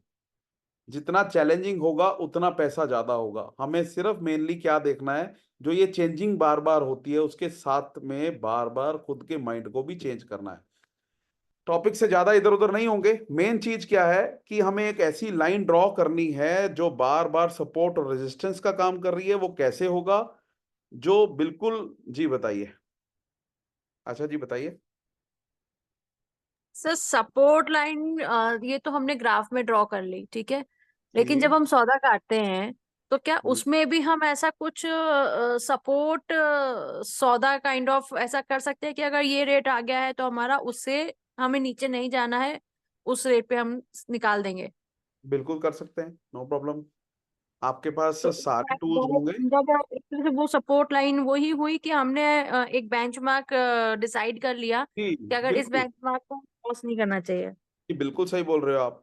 अगर मान लीजिए मेरे को लगता है कि ये बहुत अच्छी एक सपोर्ट लाइन है और मैंने इसको ड्रॉ करके रखा है। एक अच्छी और बुरी सपोर्ट लाइन क्या होती है वो भी बता देता हूं।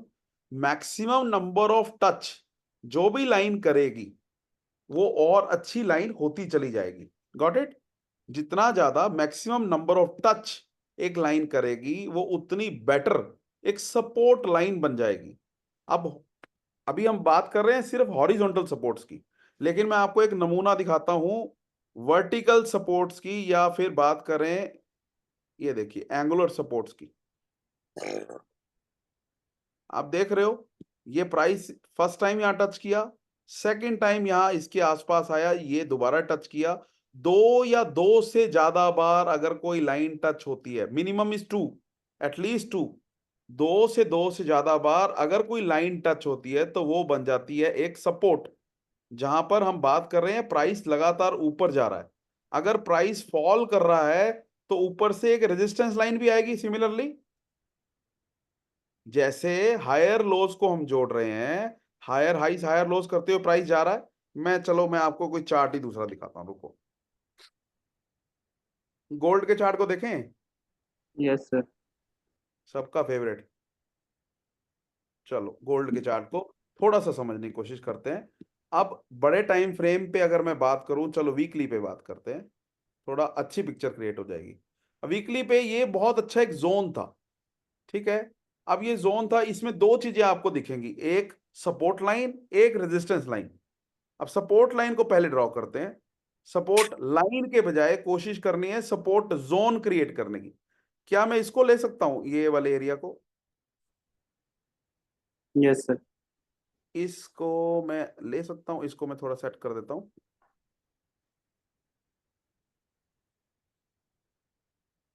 इसको थोड़ा लाइट कर लेंगे। ये सारे टूल्स हमारे हाथ में हैं, आराम से सीखेंगे इसे। अगर मैंने इसे किया तो करने का क्या रीजन था कि इस जोन के अंदर ये फर्स्ट टच दिखा आपको, ये पहला टच था, this was our first touch. ये फिर सेकंड टच आया, ये थर्ड टच आया, उसके बाद ये फोर्थ टच आया। मैंने इसको क्यों इंक्लूड किया? क्योंकि मैंने एक जोन मार्क किया है, ना कि एक सिंगल लाइन। अगर मुझे लाइन ड्रॉ करनी होती तो मैं इसको ना लेता, बस यहीं तक ये लाइन बन गई थी, ये वाली। पर मुझे जोन इज मोर इफेक्टिव, तो मैंने इसको साथ ले लिया। ये एक जोन क्रिएट होगी। चलो, अब ये जोन क्या थी? एक सपोर्ट लाइन क्रिएट हुई थी, ये एक सपोर्ट लाइन क्रिएट हुई थी। सिमिलरली इसी तरीके से अगर मैं बात करूं, एक रेजिस्टेंस लाइन भी होगी। रेजिस्टेंस लाइन का क्या मतलब है? यहाँ पर एक ऐसा पॉइंट, एक ऐसी जोन जिसे टच करके बार बार प्राइस क्या हुआ था? नीचे आया था। फर्स्ट टाइम टच किया इस जगह पर, यहां से प्राइस लगातार क्या हुआ? यहां से इस जगह से प्राइस फॉल किया। सेकेंड टाइम दोबारा ऊपर गया प्राइस, वंस अगेन यहां से फॉल किया। थर्ड टाइम प्राइस इस जगह पर आया, वंस अगेन थोड़ा सा फॉल किया। ये देखिए, लेकिन ये पहले के फॉल और इस फॉल में एक छोटा सा डिफरेंस आपको क्या दिखा? यहां बिल्कुल फॉल किया, सपोर्ट तक पहुंच गया, वंस अगेन यहां पहुंचा, फॉल किया, सपोर्ट तक पहुंच गया। सेकेंड टाइम के बाद थर्ड टाइम जब फॉल किया तो इन बिटवीन रुक गया। तो कहीं ना कहीं दिख रहा था कि बायर्स यहां पर आके इसको संभाल रहे हैं। मेन चीज क्या थी कि ये रेजिस्टेंस लाइन टूट गई। जब ये रेजिस्टेंस लाइन टूटी तो देखिए प्राइस किस तरीके से भागा है, और ये कितने टाइम से चल रहा था आप ये मेन देखिए, क्योंकि हम बड़े टाइम फ्रेम की यहाँ बात कर रहे थे ना।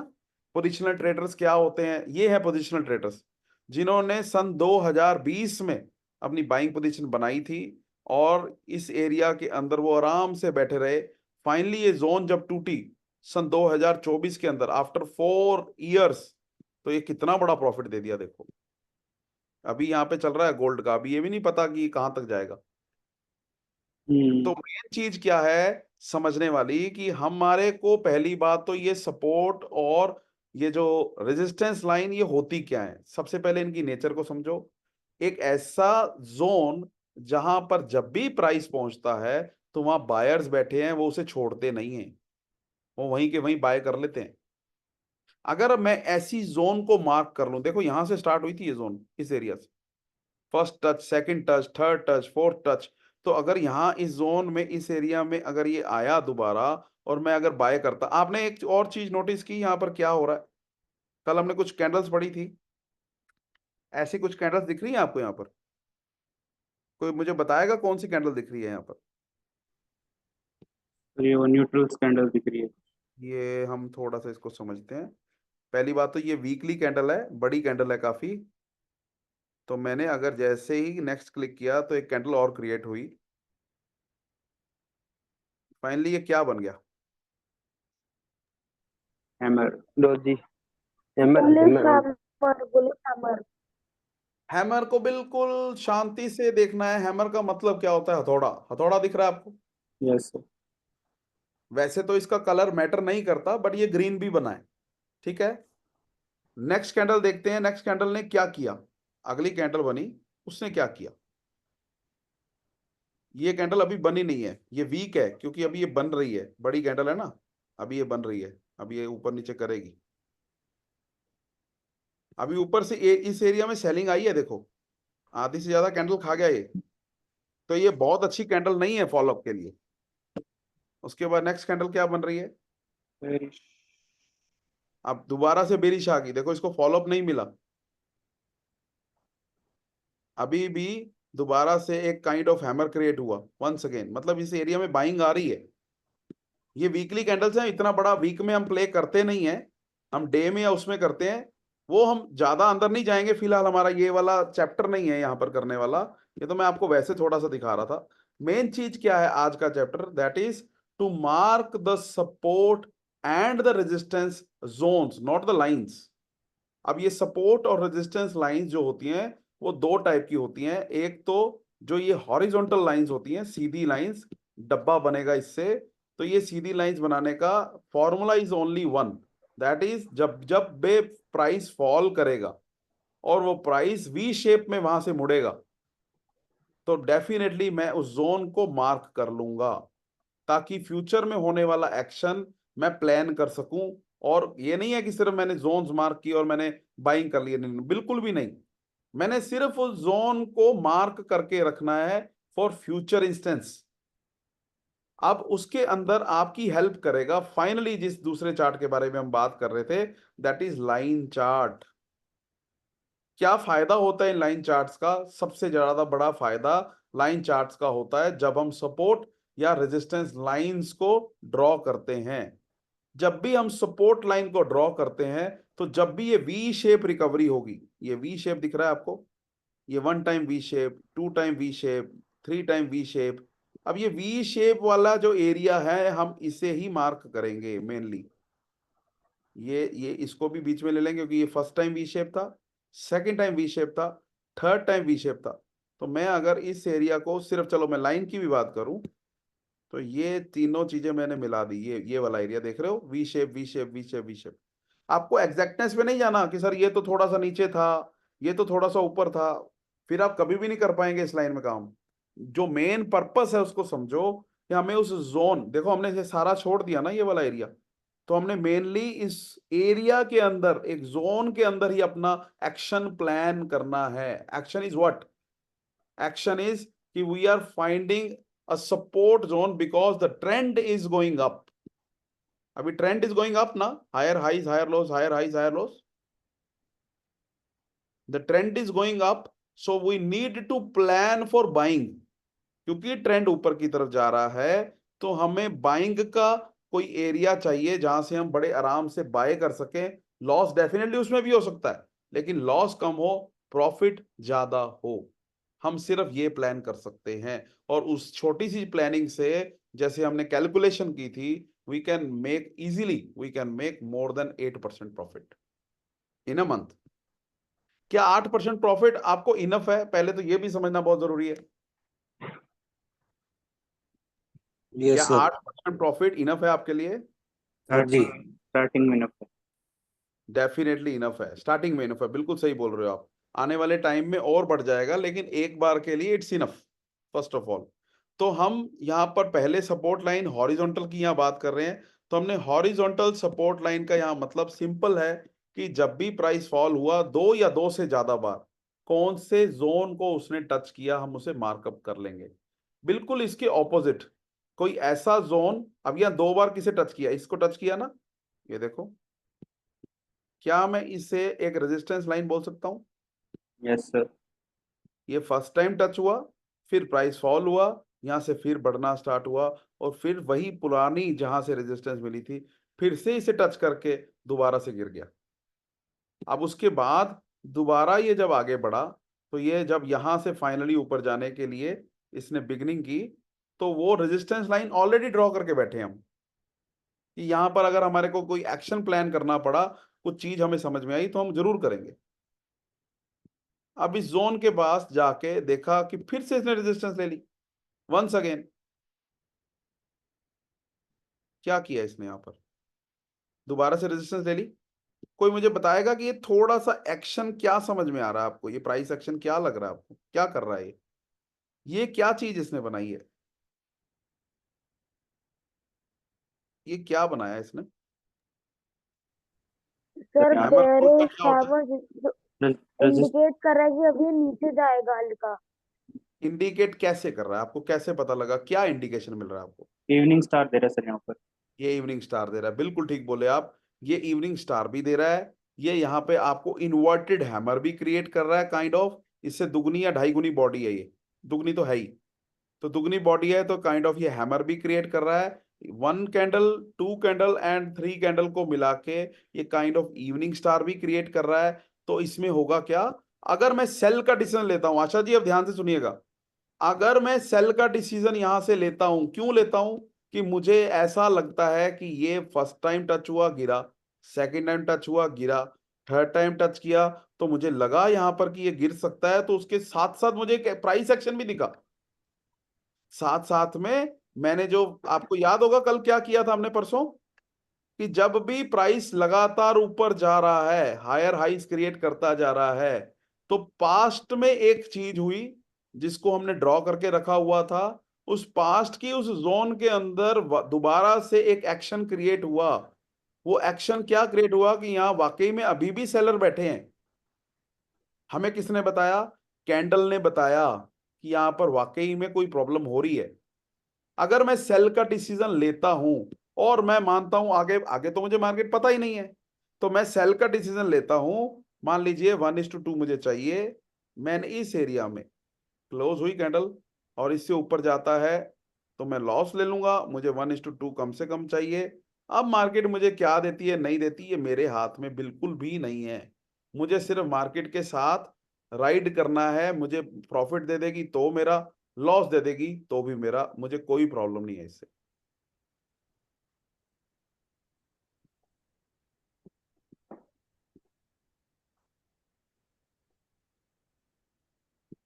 कहीं ना कहीं आप अगर देखें तो ये तकरीबन तकरीबन वहां से क्या है, पूरा 1:2 नहीं हुआ, पूरा 1:2 नहीं हुआ ना।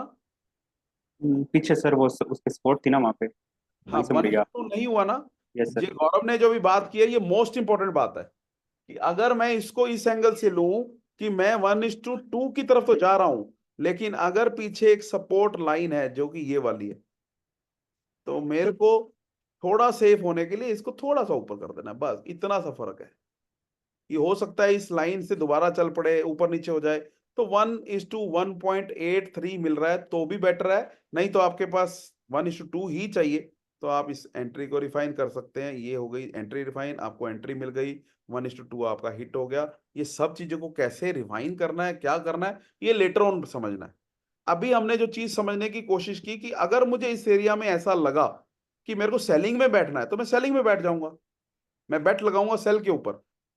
1:2 मेरे को बहुत जरूरी चाहिए, 1:2 मुझे बहुत जरूरी चाहिए और मेरे को बड़ी जल्दी प्रॉफिट मिल जाता है। अभी फिलहाल तो वैसे ही ये वीकली वाला है, तो ये उन लोगों के लिए है जो पोजिशनल ट्रेड लेते हैं। जी बताइए, क्या क्वेश्चन है आपका? सर इसमें बेट लगाते कैसे हैं, जो बाय और सेल वाले बटन नहीं है नहीं, अभी इट्स इनसे या वेरी किसी अर्ली, और से? It is very early. कैसे लगाते हैं वो सारा जो चीज प्रोपेगेंडा बाद में आएगा। अभी जो चीज हम कर रहे हैं आपने उससे एक भी स्टेप आगे नहीं जाना। कैसे लगाते हैं डेफिनेटली क्यूरियोसिटी आ रही होगी अंदर, वो हम जरूर सीखेंगे। अभी आज का जो चैप्टर हमारा है that is to understand what is support and the resistance zones. I hope कि सपोर्ट और रेजिस्टेंस जोन जो मेनली आज हमारा चैप्टर है उसको थोड़ा आप ग्रैब कर पा रहे होंगे, कैसे यस काम करती है, यस क्यों सर। क्यों इनका इंस्टेंस क्या है, क्या इनकी जरूरत पड़ती है। अभी और आगे इसका देखते हैं एक्शन क्या होता है। इससे हम आगे गए, इसने क्या किया, फाइनली ब्रेक करने की कोशिश की, ब्रेक नहीं कर पाई। देखो इसने कोशिश की, ऊपर गया, वंस अगेन ब्रेक करने की कोशिश की लेकिन नहीं कर पाया।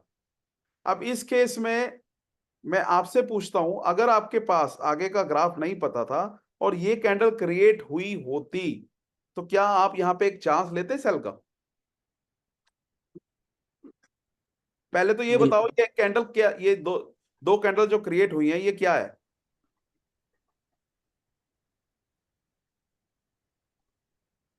सर सर बेरिश, एक तो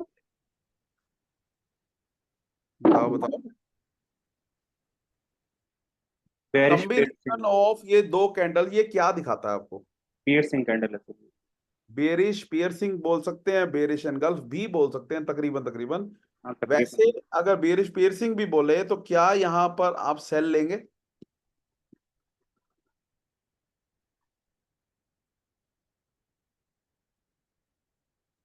पहली बात तो डरना नहीं है। बिल्कुल लेंगे सर। हाँ, हमें डरना नहीं है। हम सेल लेंगे ही नहीं, डरते रह जाएंगे तो फिर हम कभी भी इस तरीके से ट्रेड ही नहीं ले पाएंगे। हम ट्रेड लेंगे, ये जरूर आपको बता देता हूं। आपका अभी तक जो आपने पढ़ाई की है उस हिसाब से सेल लेना बनता है, हाँ उस लेकिन हिसाब से बनता है। आने वाले टाइम में कुछ और चीजें, क्योंकि देखो आज तो हम प्रैक्टिस जोन में हैं। हम 500,000 डॉलर से स्टार्ट करेंगे, प्रैक्टिस करेंगे, लूज कर भी लिया तो $10 चले जाएंगे, $50 चले जाएंगे।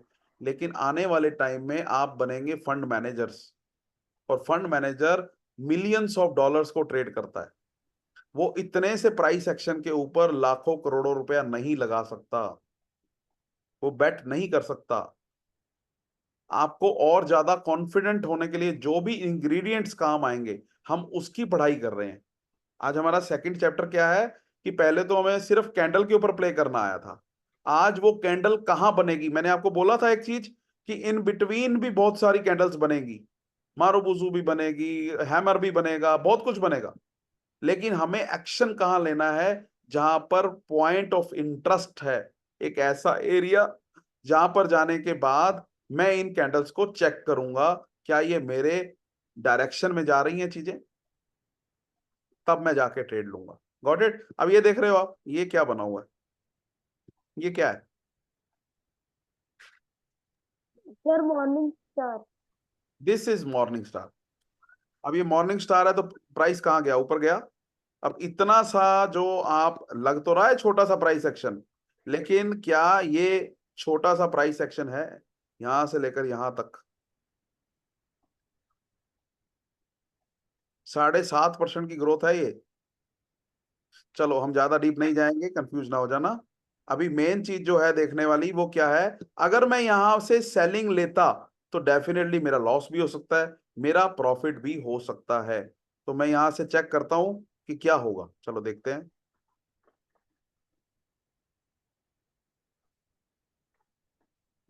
मेरा लॉस हो गया, लेकिन लॉस ने मेरे को कितनी बड़ी जोन दे दी, देख सकते हो आप। लॉस तो हुआ मेरा $10 का, लेकिन जब 1 2 3 4 5 6 7, ये देख रहे हो एरिया, 3 4 बार इसको टच करने की कोशिश की है। ये देखो यहाँ फिर से टूट गया, यहाँ फिर से आया, तकरीबन फिर से गिर गया। ये फाइनली ये थी वो कैंडल, ये वाली, दिस वाज द कैंडल जिसने ब्रेक किया था। इस कैंडल ने इस पूरे जोन को ब्रेक करके क्लोजिंग दे दी। Closing is most important. Wick तो 10 बार बन जाएगी। इस एरिया को रेजिस्टेंस बोलेंगे। पहली बात क्यों बोलेंगे? क्योंकि 2 से ज्यादा बार टचिंग हुई है, बड़ी बिल्कुल। अच्छी रेजिस्टेंस है। हर बार हम इस रेजिस्टेंस पे जाके सेलिंग का चांस ले रहे थे, लेकिन जिस बार सेलिंग का चांस फेल हुआ और हमने लॉस लिया $10 का, साथ के साथ हमारे पास एक एक्शन मिला, दैट इज कि क्यों ना बाइंग में बैठा जाए। उसका रीजन क्या था? हमें एक मारूबुजू कैंडल मिली ऊपर, ये भी कहीं ना कहीं मारूबुजू ही थी। ये देखो, ये कहीं ना कहीं मारूबुजू ही है। इसमें हाँ। नीचे और ऊपर की यस। विक नाम मात्र है। हम्म। Got it? तो हम यहां से अगर बाइंग में बैठेंगे और इसके बाद क्या हुआ वो देखने वाली चीज है। वो कभी आया ही नहीं यहां पर।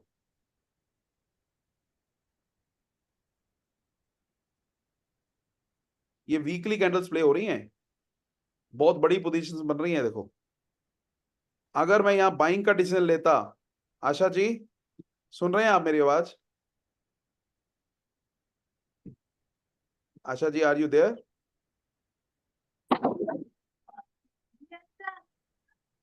आवाज कम आ रही है, आर यू देयर? वो तो नहीं है। चलो कोई बात नहीं। इस इंपॉर्टेंट पार्ट को आप समझे कि एक छोटे से $10 के लॉस को लेने के बाद यहां से लगातार प्राइस ऊपर जाने लगा। लॉस $10 का और आने को प्रॉफिट कितने गुना ज्यादा है। यस। तो ये जो रेजिस्टेंस एंड सपोर्ट लाइंस या जोन जो होती है ना, इसका इंपॉर्टेंस बहुत ज्यादा होता है। जब ये टूटती है तो डेफिनेटली लगातार प्राइस इस तरीके से भी बिहेव कर सकता है, और अदरवाइज जब ये सपोर्ट लेती हैं तो बार बार हम यहां पर बाइंग कर सकते थे। सेलिंग भी बार बार हो सकती थी, हो सकता है इसके बाद भी फॉल करता, फिर से प्रॉफिट बनता। आपको याद होगा हमने एक बात की थी कि कब साइडवेज के अंदर प्राइस जाएगा, काफी टाइम तक रहता है साइडवेज के अंदर, तो हम उसमें भी प्रॉफिट बना सकते हैं। याद है एक बात बोली थी? Yes sir. यस। तो टाइप्स ऑफ ट्रेडर बोली की थी। अगर मैं बात करूं ना, टाइप्स ऑफ ट्रेडर की शॉर्ट ट्रेडिंग से। हाँ, टाइप्स ऑफ ट्रेडर्स की अगर मैं बात करूं, डिफरेंट टाइप ऑफ ट्रेडर्स के अंदर क्या आता है? एक तो आता है पोजिशनल ट्रेडर्स, ऐसे ट्रेडर्स या इन्वेस्टर्स जो बहुत महीने 6 महीने साल तक आराम से अपनी पोजीशंस बना के रखते हैं। फिर कुछ ऐसे ट्रेडर्स आते हैं जो इतना लंबा इंतजार नहीं कर पाते, वो होते हैं स्विंग ट्रेडर्स, जो स्कैल्पर्स और लॉन्ग पोजिशनल ट्रेडर्स के बीच की जोन है। स्कैल्पर्स कौन होते हैं? जो छोटे छोटे टाइम फ्रेम के अंदर जाके buying selling buying selling buying selling करते हैं, दिन रात पीसी के सामने बैठे रहते हैं और छोटे छोटे प्रॉफिट लॉट्स लेते हुए उनको लगता है कि वो ज्यादा प्रॉफिट्स बना पाएंगे। बहुत प्रैक्टिस के बाद जाके स्कैल्पर्स डेफिनेटली अच्छा प्रॉफिट बनाते हैं, 200% महीने का भी बना लेते हैं। लेकिन अगर आपको इजी ट्रेडिंग चाहिए जिसके अंदर ज्यादा माइंड ना लगाना पड़े, शांति से कर सके और रिटर्न भी ठीक ठाक हो, तो वो होता है इन दोनों के बीच की चीज, दैट इज स्विंग ट्रेडिंग। हम स्विंग ट्रेडिंग पे ही ज्यादा जोर देंगे आने वाले टाइम में। तो ये हो गया आपका horizontal support and resistance lines. इसके अलावा एक और होती है, वो होती है vertical supports and resistance lines. इसके अंदर क्या होता है, आपको इस तरीके से एक जोन देखनी होती है, ये ऐसे। ये क्या है, प्राइस हायर हाइज कर रहा था, यहां से ये हाई किया इसने, ये लो किया, ये हाई किया इसने, ये लो किया, ये हाई किया इसने, ये लो किया, और फाइनली ये हाई था। प्राइस इस तरीके से है, लेकिन आपने दो या दो से ज्यादा, 1 टाइम एंड 2 टाइम, ये देख रहे हो, 1 time and the second time, आपने इन दोनों को मिलाया और एक सपोर्ट लाइन क्रिएट हो गई। देखा इसने यहां सपोर्ट ली, ये देखो बहुत अच्छी सपोर्ट लेते हैं, ऊपर क्या है। इसी तरीके से अगर मैं बिल्कुल पास की बात करूं, राइट नाउ की, इस एरिया की, तो मैं वंस अगेन इसी तरीके से ये लोएस्ट पॉइंट और ये सेकंड पॉइंट को जोड़ूंगा, वंस अगेन ये सपोर्ट लाइन क्रिएट हो गई। अब प्राइस क्योंकि बहुत अग्रेसिवली बढ़ रहा है, तो थर्ड टाइम इसको टच किया ही नहीं प्राइस ने, तो मैंने इसको और इसको जोड़ दिया, वंस अगेन एक सपोर्ट लाइन बन गई।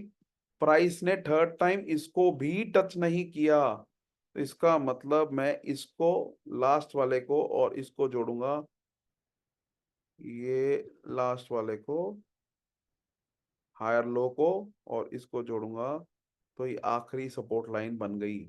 क्या फायदा है इसको बनाने का, इसको बनाने का फायदा क्या है, इन सपोर्ट लाइंस का मेरे को क्या फायदा है। इसका फायदा ये होता है कि अगर जैसे हम अभी देख रहे थे, सपोर्ट या रेजिस्टेंस लाइन जब भी ब्रेक होगी तो बहुत बड़ा एक्शन प्ले होता है। अब ये प्राइस अगर इस तरीके से, ये हाई, ये low, higher high, higher low, higher high, हो सकता है यहाँ हायर लो पे सपोर्ट ले, तो हमारा अगला पॉइंट ऑफ एक्शन क्या है, to wait for this support line. आपको याद होगा एक बात बोली थी मैंने कि हम बाइंग और सेलिंग डिसीजन लगातार लेंगे, लेकिन वो डिसीजंस एक ऐसे जोन में होनी चाहिए जहां पर जाने को बहुत कम हो, $10 दिखते हो, लेकिन आने को 20, 30, 40, $50 भी दिखते हो। तो ये है वो एरिया।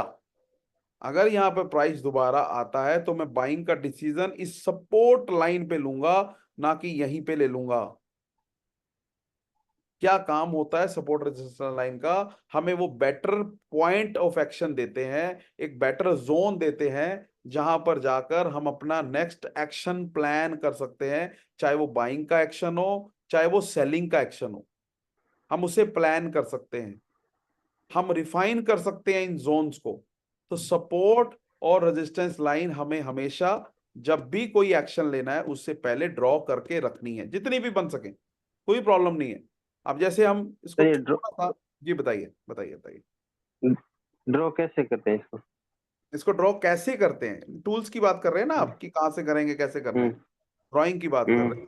तो ये रे नाम का एक टूल होता है ट्रेडिंग व्यू के अंदर, उसको मैंने सिलेक्ट कर रे लिया। अब ये नीचे टूल सारे रखे हुए हैं ना, सिलेक्ट करके, ठीक है। तो रे नाम का जो टूल होता है, मैं क्या करूंगा, अब सबसे पहले तो मैं ये वाला टूल उठाऊंगा, ये देखने के लिए कि यहाँ पर डाओ थ्योरी क्या बन रही है। ये हाई क्रिएट हुआ था, ये हायर लो क्रिएट हुआ, ठीक है। लो बहुत ध्यान से देखना, क्या हायर पिछला हाई हाई टूटा है या पिछला लो टूटा है, कौन सी क्या चीज टूटी है। अब पिछला हाई टूट गया, ये वाला था पिछला हाई, हाँ ये हाई नया क्रिएट हो गया, एक हायर हो लो गया हुआ है, अब एक और नया हाई बन गया, ये ऐसे ही जा रहा है ना प्राइस।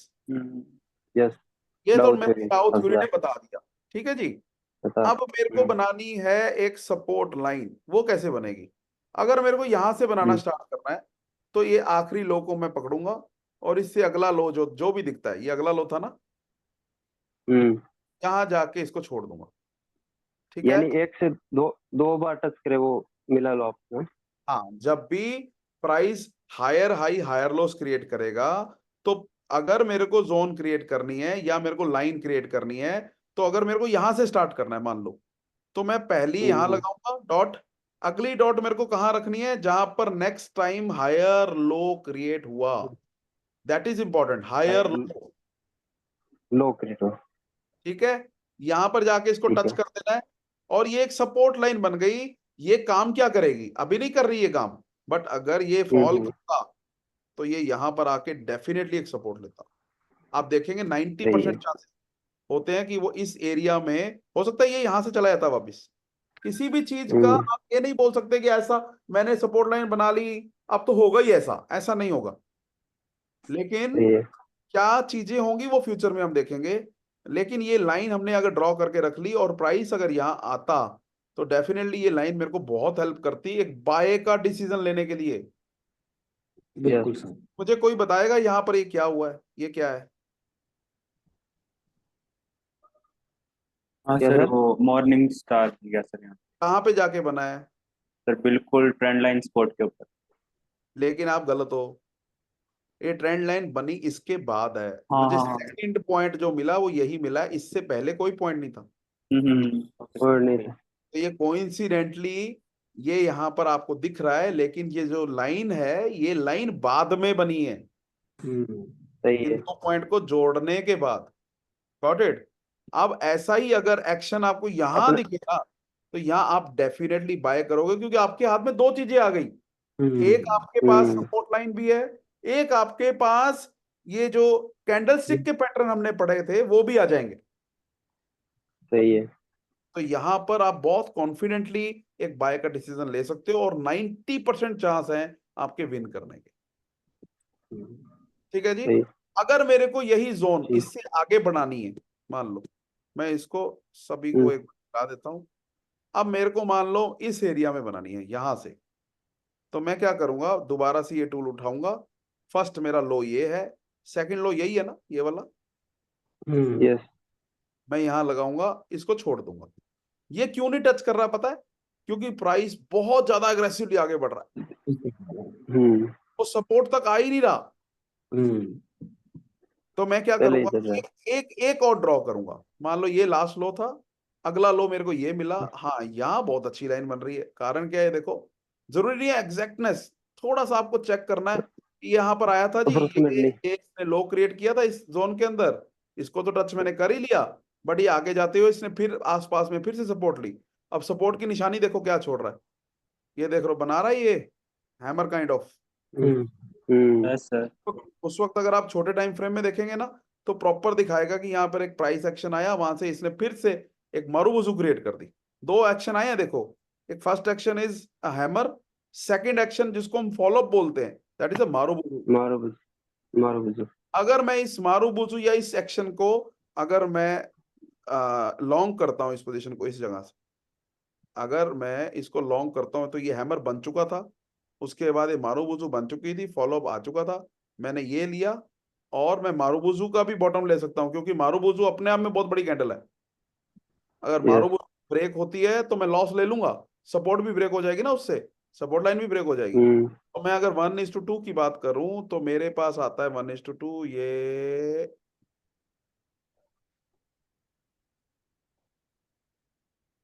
इस जगह पे, और इसने मेरे को 1:2 दे दिया। बिल्कुल दे दिया। ऐसे time by time action plan करने होंगे हमें, लेकिन इंग्रेडिएंट्स जितने ज्यादा मिल जाएं, अभी और भी इंग्रेडिएंट्स हम इसके अंदर लगाएंगे, जितने ज्यादा इंग्रेडिएंट्स हमें मिलते जाएंगे उतना हमारा एक्शन स्ट्रांग होता जाएगा, हम बेट थोड़ा सा ज्यादा कर पाएंगे। तो सर आप जब बताते तो समझ में आता, लेकिन हम जब करने जाते हैं ना चार्ट में तब कंफ्यूज हो जाते हैं। डोंट वरी, ये तो देखो सबके साथ होगा, मेरे साथ भी हुआ था ये। ऐसा नहीं है कि मैं आज आपके साथ अगर यहाँ आज आपको पढ़ाने के लिए बैठा हूं तो मेरे को कहीं पीछे से पहले ही आता था, ऐसा बिल्कुल भी नहीं है। Don't worry at all. जब आपके स्टेज पे मैं खड़ा था ना तब मुझे भी सेम ऐसे ही लगता था कि मैं जब करने लगता हूँ मुझे तो कैंडल मिलती ही नहीं है, या फिर मैं जब करने लगता हूँ लॉसेस होते हैं। लॉसेस होंगे तो आप सीखोगे। सही है। तो बिल्कुल भी टेंशन लेने का कोई भी जरूरत नहीं है। हम वैसे भी बड़ा स्लो चल रहे हैं, धीरे धीरे चीजों को करते हुए चल रहे हैं। मेरे को तो बड़ा फास्ट कराया गया था। सही आप बात है। किसी से सीखेंगे ना, वो कहेंगे ये लो जी हमारी तरफ से हो गया डन, अब आप प्रैक्टिस करो। हम यहाँ ऐसे नहीं चलने, यस सर। पता है लोगों को क्या प्रॉब्लम। हम बड़े आराम से चलेंगे, 2 दिन फालतू लग जाए नो प्रॉब्लम, हम प्रैक्टिस करते हुए चलेंगे। तो आज वैसे तो इससे ज्यादा करना था बट फिर से वही ओवर हो जाएगा आपका। आप सबसे पहले एक काम करना, एक तो कैंडल उसकी पूरी प्रैक्टिस करना। बहुत ज्यादा देखो, जितना ज्यादा चार्ट्स आप देखोगे पास्ट के अंदर जाके, आपकी आईज उतना चार्ट्स को पकड़ने लग जाएंगी। ठीक है, अभी सर सपोर्ट आप रेजिस्टेंस की एक बात कर रहे हैं ना जी, बताइए बताइए। सर एक तो आपने पीपीटी शेयर की नहीं है, एक एक जो रिकॉर्डिंग हो रही है नहीं वो भेजो, जो हम बार बार देख के थोड़ा प्रयास अच्छा, प्रयास आप करेंगे। रिकॉर्डिंग और पीपीटी चाहिए ना? हाँ सर।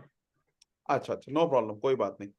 मैं आज डेफिनेटली कल सुबह ना आपके साथ रिकॉर्डिंग्स और पीपीटी दोनों शेयर कर लूंगा। नहीं तो गौरव एक काम करना भाई, अगर इन केस मैं कल सुबह, क्योंकि मेरा थोड़ा शेड्यूल ऊपर नीचे रहता है बिजी, तो मेरे को आप एक मैसेज डाल देना कल सुबह। Okay sir. ठीक सर है, मैं एक आप काम सर एक काम कर लो ना, आप एक कम्युनिटी ग्रुप टाइप जैसे वो पहले उस टाइप करके उसमें डाल दो ना रिकॉर्डिंग, सर सभी देखें। कम्युनिटी कोई ग्रुप बना बात लो अलग से। हाँ मैं कम्युनिटी ग्रुप। कोई बात नहीं, मैं अपने वाले ग्रुप का ना एक अलग से ग्रुप बना लेता हूँ। और हाँ उसके अंदर आप बस कल ये याद रखना कि आपने मेरे को एक मैसेज थ्रो करना है, तो मैं उस वक्त रिकॉर्डिंग रेडी हो जाएगी, मैं साथ के साथ डाल दूंगा आपको। सर, वो पीछे वाली भी सारी कंप्लीट डाल देना। वो डाल दो, डोंट वरी डाल दूंगा मैं आपको। Thank you sir. क्योंकि ठीक है, बार बार देखने से समझ में आ जाएगी ज्यादा। हाँ कोई बात नहीं, कोई बात नहीं, मैं आपको रिकॉर्डिंग डाल दूंगा। और ये आपने कल काम ये करना है कि वो जो ग्रुप हम लोग बनाएंगे ना, उसमें एक तो मेरे हम्म। को जो कैंडल्स हैं वो काइंडली वो मेरे को डाल देना कि आपको। चलो एक काम करते हैं, अभी मुझे लगता है आपको ना ये ड्राइंग की थोड़ी प्रॉब्लम आ रही होगी। क्या सर? अगला सेक्शन एक बार ना पहले यहाँ पर ट्रेडिंग व्यू का रख लेते हैं। कोई दिक्कत नहीं, रख लेते। मुझे लगता है हाँ ट्रेडिंग व्यू पहले ज्यादा जरूरी है ना, क्योंकि आपको ड्राइंग करने में हाँ दिक्कत आ रही है टूल्स वगैरह को लेके, ऐसा ही है। हाँ हाँ। यस। तो अभी नेक्स्ट सेक्शन जो प्लान करेंगे वो हम पहले ट्रेडिंग व्यू का करने के बाद, उसके बाद पहले करेंगे होमवर्क जो अभी तक किया है। मैं नहीं चाहता कि आगे दौड़ पीछा छोड़ो, पहले आप मेरे को करके दिखाओगे ये चीजें। सही बात है। ठीक है, यस। आज की चीज जो हमने की वो थोड़ा आपको क्लैरिटी तो हो ही गई होगी ना। यस।